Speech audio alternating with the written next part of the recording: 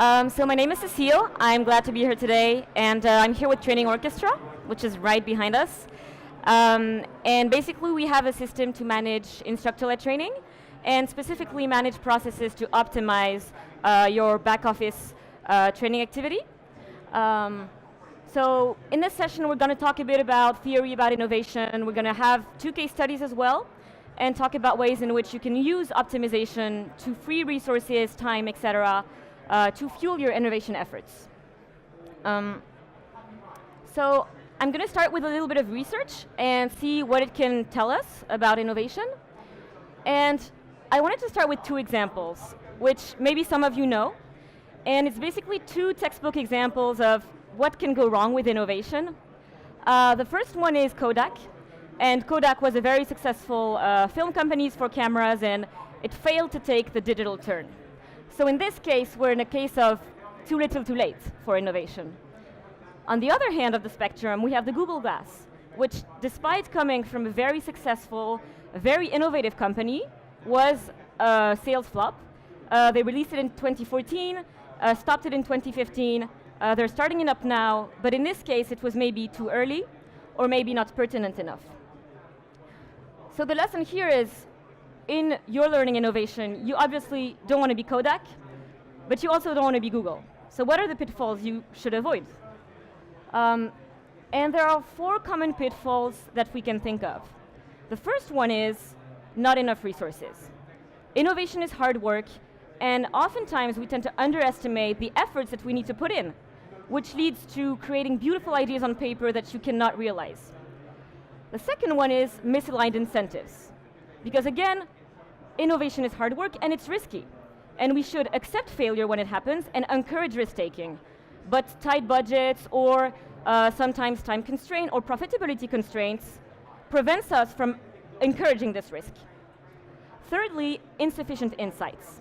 And that happens when you know you want to put innovation in your learning activity, for example, but you don't know a lot about your own activity, about your strengths and weaknesses, about where you want to go, and as well externally about what solutions exist. And so you can have maybe the wrong focus and invest in something that's not right for you. And the last one, which I think is really important, is imbalanced focus. And this one is important because there are many different ways to innovate. There are many different areas in which you can innovate. But we tend to have what we could call bias for the shiny object, for the new kid on the block, for the next, for a verification, etc. And this can cause us to not see maybe different paths that maybe sound less sexy, but that would have more impact for our organization. And this leads us to our next slide, which talks about the innovation portfolio and different ways in which you can innovate. And in particular, Harvard Business Review developed this research and said that organizations that invest 70% into the core activity, business as usual, 20% in adjacent activities, and 10% in transformational activity, this sexy new thing, outperform their peers with a price-to-equity premium of 10 to 20%. So this is significant. And this is a model that Larry Page at Google has advocated, and they use it at Google. However, an issue becomes you have to be able to execute at all these levels, and this is difficult to do well. And another theory which can help us, again by Harvard Business Review, is that of ambidextrous organization. And what does this tell us? This tells us that we need to be able to manage business as usual and innovation under the same command, but with different teams that have different mindsets, but that can share resources. And this model has been shown, again, to outperform their peers. So this already gives you tools to think about how you can structure innovation in your own organization. Right, so let's see the implications for learning technologies, because that's what we're here for today. And here we can see this concept of learning portfolio come to life. Because we see established mainstream technologies, no surprises here. We have the LMS, we have authoring systems, portals, etc. However, things we keep hearing about, and I'm sure you guys have heard about it when you walk, in different sessions, talking to vendors, mobile, virtual, social. The reality is that for many organizations, It's not something they're using. It's 1/3 to 2/3 of organization using it today. And when we go on to MOOCs, for example, massive online open courses, it's less than 1/3. So I'm not saying here at all, only stick to the mainstream. What I'm saying is, it's a portfolio, and maybe you're going to need to invest in MOOCs, but also need to have an LMS, and have the new augment the old. This might be something that you want to look at, and not be distracted by only the newest thing everyone's talking about.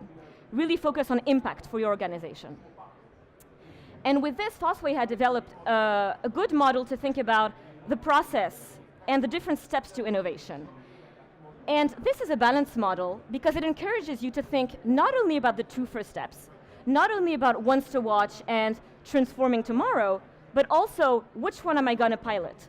Which one am I going to adopt? And which one can really scale into my business and provide impact? And it's important, even when you're at step 1, to think forward as to how this might fit into business as usual. And this is important because business as usual is called this for a reason. Because there are key drivers that maybe made your business decide that this was going to be your core activity. And if we think about the 70-20-10 model, 70% of your time and effort, it's not going to switch overnight to something else. It's going to adapt and evolve, but it's going to stay your core business for the foreseeable future. And so your job is to optimize this innovation model and to have a balance between all those different steps and create space for innovation. So with that, I want to give the floor to you and think about what is stopping your organization today from innovating. So we can do a quick show of hands maybe. For whom is time to work on innovation an issue? Yeah, okay, so quite a few people. What about budget, simply? Okay. What about accountability? Innovation is a long-term thing and you don't know when it's going to succeed or fail. A little bit, okay. And skills? Okay. And so who here has a good innovation program? You think maybe it's not perfect, but it's working quite well? Not that much? Okay, I'm glad we're here then. Okay, so to that end, we're going to think together about how to create space to innovate. And the idea, there are 4 main ways, the way I see it, to create space for innovate. The 2 first ones are really about resources and time. And the idea is there are many things you could be doing, but you don't have the time or the resources. Optimization can help you enhance productivity and redirect team to more value-added projects, whether it's a specific innovation task force within your company, or whether it's on a specific project that you want to pilot. Secondly, free up resources, either by reducing costs or by opening up new revenue streams. So let's say you sell external training on top of having your own internal training. By making this external training more profitable, you could also direct this revenue into innovation initiatives. And the 2 other ones are not about resources, and more creatively it's about how to lower risk in your overall innovation efforts by building maybe a riskier solution, a more novel solution, onto a strong core that is going to be stable and reliable. And how to improve focus by optimizing your business and understanding what are your key strengths and weaknesses, and focus your innovation on the highest impact initiatives that take into account these strengths and these weaknesses. And with this, I want to show a little bit how we've thought about this at Training Orchestra. And what we've thought about is really capitalize on 5 key trends that we see can have a lot of impact for organizations today. And so we saw that instructor-led training represents, that's 65% in the US, it's even higher in Europe, of formal training. It's effective, people like it, but it's too costly. And so the challenge is an easy one in the end. It's to make it as effective, but more efficient. Second and third one are about addressing audiences that traditionally have not been addressed in the traditional LMS portal. Technical or field workers that don't have access to a portal, external audiences, etc. Fourth one is about integrating instructor-led training into new methods such as informal, etc. And the 5th one, which I think is probably the most important one, is training ROI and knowing the results you have from training, but also knowing what you're investing. And the reality is that a lot of companies today don't know how much they're investing, and they don't have enough accurate information to basically know how to optimize their training activity. So even if you know that it's effective, you don't know how to rationalize and make the most of your training dollars. So what we try to do is to help companies really optimize their training activity and focus on things that can be impactful to them because of scale. For example, if they have 80% of instructor-led training, or because strategically it's important for them to train external audiences. And what I want to say here is that this approach of really innovating in something that might not seem sexy, but that has a lot of business impact for companies, is something that works. So here it's the Fosway 9-grid learning system, and they're really looking at different learning technologies. And we're here on the bottom right, identified as a strong performer. And it's sort of a unique positioning, because generally people talk more about innovation in terms of, yeah, these new things. And they don't really talk about optimization in the same way. And to be a bit more concrete, we've developed a study that can help you assess your own weaknesses and strengths in managing training, and how much you can save by optimizing your activity, and specific areas where you could get better. So you can try it if you want. It's calculator.training-orchestra.com. And with a few short questions, you can already have an idea of where you could get impact, where you could redirect resources for your innovation efforts, for example. And now let's move on to 2 case studies from our clients. So the first one is a training company. It's an internal training academy by PwC, and they created this training academy because they wanted to offer continuous training, and of course, because they're operating training as a business, the concept of optimization for them is important, because they know that it drives profitability. So it already makes them a good candidate to understand this concept of optimization. However, where it's interesting is that they had a vision that they wanted to offer personalized learning journeys, and not just one-shot group sessions. So they had this concept of learning journey, and they're training 10,000 learners a year. 80% of this is customized. And in order to do this, they really needed to optimize the entire training operation. So they had a dual objective of performance on one hand, so financial performance, and personalization. So I think this really speaks to the concept of ambidextrous organization, as we were thinking before. How do we actually do this? So they implemented Training Orchestra. They already had Cornerstone. And the results that they saw were, first of all, better user experience and better customer satisfaction, because they were providing more value to the customer. And then in terms of performance, they saw a budget savings of 12%, led not exclusively, but for example, by increasing occupancy rates of their session 20 to 30%. So this is the way PwC managed to optimize and innovate at the same time. And a second case is different. It's a multinational L&D department, insurance industry. And their problem was that they had a complex multinational activity, and they wanted to offer the best learning experience, including both online and offline, for all their workforce.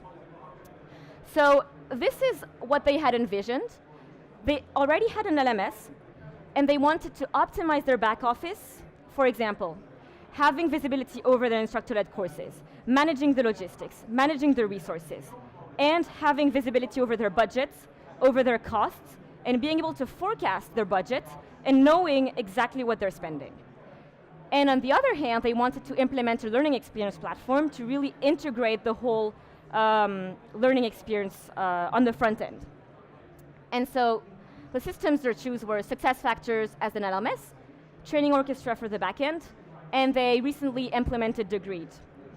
And I think with this example, it really makes us think of the innovation portfolio, because again, they're using different types of systems to achieve a goal overall of better learning experience, so more effective, and more business impact, more efficient on the back end. So here's some key takeaways for today.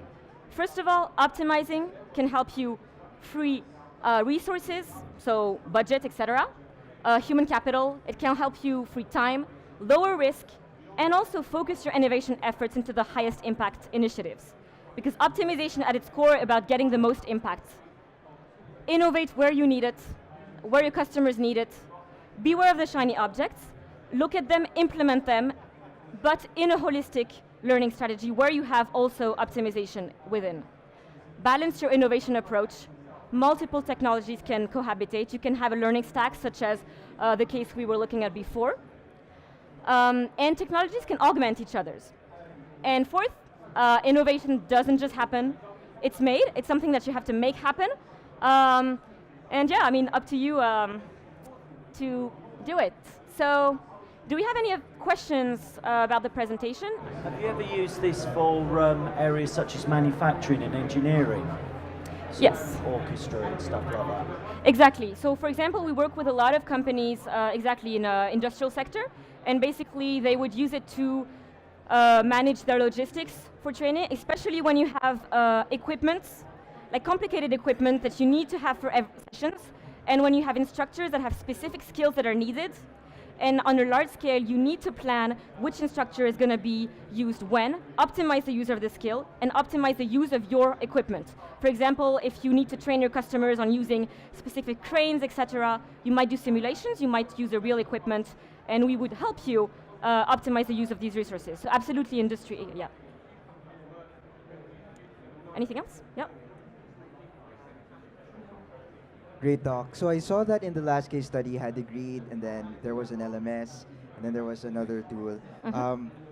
What have you found to be best practices for making sure that different platforms like that work together? I mean, we all know that we need to invest time and study each functionality across different tools, but it's still very hard to make sure that buying three things will result in a coherent ecosystem. I would say there are two elements to this. The first one is buying technologies that are complementary and that don't have too much overlap. So in this case, Degreed really has a mission to be a customer-facing, well, a learner-facing system, and to integrate the entire learning experience. The LMS manages the online content delivery, etc., and tracking progress, and we manage the back end. So that's, functionally, they have different missions. And the second one, more technically, I would say it's choosing solutions that are scalable, that are built on a simple architecture that is not too customized. Because the more you customize an initial solution, the more difficult it's going to be to make it work with another solution. So generally, when you have an initial system, so for example, at Training Orchestra, we know that the tech stack is important. So we make sure that our architecture can plug in easily with a lot of different LMSs, that it's a core system that can be configured, but not customized, to the extent that then you can plug it in. So I would say those are two important aspects. Any other question? No? Okay, well, thank you very much, and I hope you enjoy the rest of the show.